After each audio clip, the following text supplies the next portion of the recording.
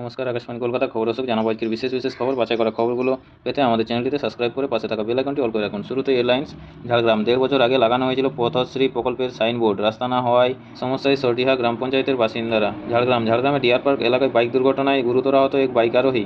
West Bengal, ভারী বৃষ্টিতে থমকে কেদারনাথ, আটকে বহু পুণ্যার্থী। ঝাড়গ্রাম 8 দফা দাবিকে সামনে রেখে ঝাড়গ্রামের এসডিও, ঝাড়গ্রাম পৌরসভার ডেপুটেশন ভারতীয় জাতীয় কংগ্রেসের। ঝাড়গ্রাম সাধু রামচাঁদ মুর্মু বিশ্ববিদ্যালয়ে আদিবাসী কর্মী সমাজের আগামী দিনের দলীয় কর্মসূচি নিয়ে আয়োজিত হলো বৈঠক। গোপীবল্লভপুর 1 নম্বর নুড়িশোল গ্রামে বজ্রাঘাতে মৃত মহিলার দেহ ঝাড়গ্রাম মর্গে পাঠালো গোপীবল্লভপুর থানার পুলিশ। যাত্রীবাহী বাস থেকে উদ্ধার গাঁজা, আটক 2 জন। প্রবল বৃষ্টির জেরে আসানসোলের নানা এলাকায় বিদ্যুৎ বিপর্যস্ত, রাহুল গান্ধীর বিরুদ্ধে অভিযান চালাবে ইডি। রাজস্থানের বহুতলের 10 তলায় আগুন, আটকে থাকা ব্যক্তিদের উদ্ধার করল দমকল। রাতভর বৃষ্টিতে প্লাবিত কাটোয়ার বিভিন্ন এলাকা। বাগুইআটিতে 3 তলা বাড়ি ভেঙে মৃত্যু কিশোরের। সোনারপুরে পুকুর থেকে উদ্ধার মহিলার মৃতদেহ। দুদিন ধরে লাগাতার বৃষ্টি, কালনায় বিপর্যস্ত জনজীবন। স্কুলে বোমা, ইমেল হুমকি ঘিরে চাঞ্চল্য। ব্যাপক বৃষ্টিপাতের জের দুর্গাপুর স্টিল টাউনশিপের রাস্তায় ভেঙে পড়েছে গাছ। চুঁচুড়া দেবীপুর রেললাইন সংলগ্ন এলাকায় ধস। ঝাড়গ্রামে হাতির তাণ্ডব, ভাঙল একাধিক বাড়ি। মেডিকেল এমার্জেন্সির জের অনুষ্ঠান পিছিয়ে দিলেন অরিজিৎ সিং। আনন্দপুরে পানশালায় ভাঙচুরে যুক্ত থাকার অভিযোগে গ্রেপ্তার আরও 2 ব্যক্তি। মৃত্যুপুরে ওয়েনাড়, এখনও চলছে উদ্ধার কাজ। মৃতের সংখ্যা বেড়ে 308। জমা জলে বিদ্যুৎস্পৃষ্ট হয়ে মৃত্যু ছাত্রীর। রেশন দুর্নীতিকাণ্ডে ইডি রাতে গ্রেপ্তার বাকিপুরের 2 মামাতো ভাই। শুক্রবারেও কলকাতায় মেঘাচ্ছন্ন আকাশ, চলবে বৃষ্টিও। আসানসোলে গুলিবিদ্ধ যুবক, অবস্থা আশঙ্কাজনক। দ্রুত 23টি নতুন বাংলা সহায়তা কেন্দ্র চালু। আপনাদের সবাইকে বলা হচ্ছে, যারা নিয়মিত খবর শুনতে চান তারা আমাদের চ্যানেলটিকে সাবস্ক্রাইব করে রাখুন। ফিরে আসবো বিস্তারিত খবরে। আসানসোলে গুলিবিদ্ধ যুবক, অবস্থা আশঙ্কাজনক। আসানসোলের হীরাপুর থানার অন্তর্গত ধ্রুবগোডাঙ্গা এলাকায় এক যুবক গুলিবিদ্ধ হলেন। গুলিবিদ্ধ যুবকের নাম আদিত্য মণ্ডল। তাকে আশঙ্কাজনক অবস্থায় আসানসোল জেলা হাসপাতালে নিয়ে আসা হয়।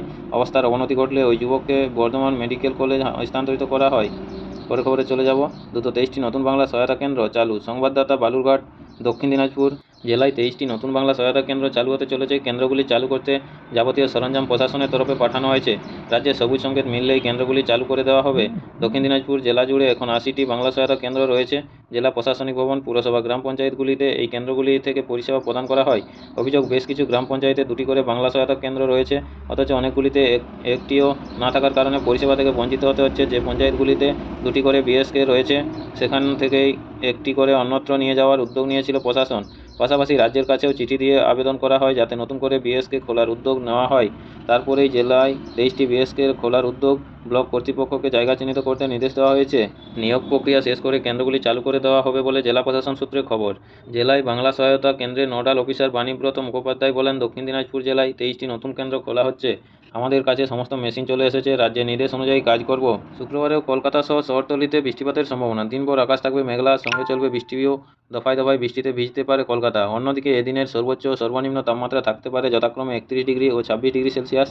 পরের খবরে চলে যাব। জমাজলে বিদ্যুৎস্পৃষ্ট হয়ে ছাত্রীর মৃত্যু। জমাজলে বিদ্যুৎস্পৃষ্ট হয়ে এক ছাত্রীর মৃত্যুর ঘটনা ঘটল হাওড়ার মালিপাঁচঘড়া থানার ভৈরবঘটল লেনে।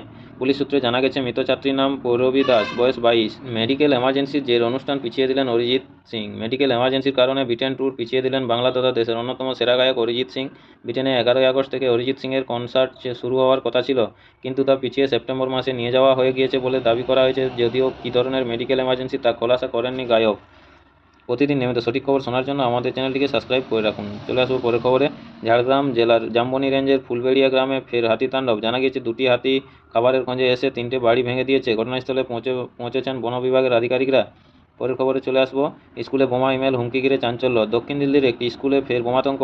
স্কুলের মেল আইডিতে বোমা হুমকি দেওয়া হয় বলে জানা গিয়েছে। মেলে বলা হয়, গতকাল স্কুলে একটা বোমা রাখা হয়েছে, যদিও পুলিশ তল্লাশি চালানোর পর কোনো বোমা খুঁজে পায়নি। পরের খবরে চলে আসবো। 2 দিন ধরে লাগাতার বৃষ্টি, কালনায় বিপর্যস্ত জনজীবন। 2 দিন ধরে লাগাতার বৃষ্টিতে জলমগ্ন পূর্ব বর্ধমানের কালনা শহরের একাধিক রাস্তা, যার জেরে ছোট যানবাহন সহ পথচারীদের যাতায়াতে ব্যাপক সমস্যা হচ্ছে। জনজীবন কার্যত বিপর্যস্ত। স্টেশন রোড, যোগীপাড়া road, Kacharipara road, Shashpur road, Amlapukur সহ বিভিন্ন এলাকায় জলমগ্ন। পরের খবরে চলে আসবো। সোনারপুর থানার দক্ষিণ জগদ্দল নজরুলপল্লী এলাকায় একটি পুকুর থেকে উদ্ধার করা হলো অজ্ঞাত পরিচয় এক মহিলার মৃতদেহ। সকালে এক ব্যক্তির চোখে পড়ে পুকুরের মধ্যে ভাসছে একটি দেহ। পরে সোনারপুর থানায় খবর দিলে সোনারপুর থানার পুলিশ ঘটনাস্থলে গিয়ে মৃতদেহ উদ্ধার করে। পুলিশ সূত্রে অনুমান করা হচ্ছে, মৃতদেহ প্রায় 4 থেকে 5 দিনের পুরনো। দেহের পচন শুরু হয়েছে, মৃতদেহের পরিচয় জানার চেষ্টা চালাচ্ছে পুলিশ। বাগুইআটিতে 3 তলা বাড়ি ভেঙে মৃত্যু কিশোরের। বাগুইআটির রাসবিনীনগর এলাকায় 3 তলা বাড়ির একাংশ ভেঙে মৃত্যু হলো এক কিশোরের। ধ্বংসস্তূপের নিচে চাপা পড়ে গিয়েছিল ওই কিশোর। তাকে উদ্ধার করে হাসপাতালে নিয়ে যাওয়া হলে চিকিৎসকেরা মৃত বলে ঘোষণা করেন। প্রতিদিন নিয়মিত সঠিক খবর শোনার জন্য আমাদের চ্যানেলটিকে সাবস্ক্রাইব করে রাখুন। ফিরে আসুক খবরে। রাতভর বৃষ্টিতে প্লাবিত কাটোয়ার বিভিন্ন এলাকা। পূর্ব বর্ধমানের কাটোয়ার রাতভর বৃষ্টিতে প্লাবিত বিভিন্ন এলাকা। শহরের বহু বাড়িতে জল ঢুকে গিয়েছে। বিভিন্ন ওয়ার্ডের রাস্তায় কার্যত কোমর পর্যন্ত জল জমে রয়েছে। কাটোয়া কুড়ুই বাস রাস্তায় ৫৫ তলায় সেতু পড়ে নদীও প্লাবিত। সেতুর ওপর দিয়েও জল বইছে, যার জেরে সকাল থেকেই এই রুটে বাস বন্ধ রয়েছে। পরের খবরে ফিরে আসবো। সোশ্যাল মিডিয়া পোস্টে বিস্ফোরক দাবি করলেন কংগ্রেস নেতা তথা লোকসভার বিরোধী দলনেতা রাহুল গান্ধী। তিনি দাবি করলেন ইডি সূত্রে জানাতে পেরেছেন এবার এনফোর্সমেন্ট ডিরেক্টরেট অভিযান চালাবে তার উপর। রাহুল গান্ধীর দাবি, বাজেট আলোচনায় চক্রব্যূহ মন্তব্যের জেরেই তার বিরুদ্ধে এই পরিকল্পনা করা হচ্ছে। এ প্রসঙ্গে কংগ্রেস নেতার বক্তব্য, আমি দুহাত খুলে চা বিস্কুট নিয়ে অপেক্ষা করব। পরের খবরে চলে আসবো। যাত্রীবাহী বাস থেকে উদ্ধার গাঁজা, আটক 2 জন। শুক্রবার নাকা চেকিংয়ে আবারও গাঁজা উদ্ধার করল কোচবিহারের মাথাভাঙা থানার পুলিশ। এদিন সকালবেলায় অরুণাচল প্রদেশ থেকে শিলিগুড়িগামী একটি বেসরকারি বাস থেকে গাঁজার প্যাকেট উদ্ধার করা হয়। পাচারকারী সন্দেহে 2 যুবককে আটক করেছে মাথাভাঙা থানার পুলিশ। আটক 2 যুবকের নাম কুণাল হালদার ও শুভঙ্কর হালদার। জানা গিয়েছে তাদের বাড়ি মায়াপুর নবদ্বীপ এলাকায়। ঘটনাস্থলে পুলিশ রয়েছে। যাত্রীবাহী বাসটিকে আটক করেও তল্লাশি চালানো হচ্ছে। নমস্কার, আজকের স্থানীয় সংবাদটি এখানেই শেষ হলো। এর পরের সংবাদটি পেতে আমাদের চ্যানেলটিকে সাবস্ক্রাইব করে রাখুন। প্রতিদিন নিয়মিত সঠিক খবর পাবেন। ধন্যবাদ।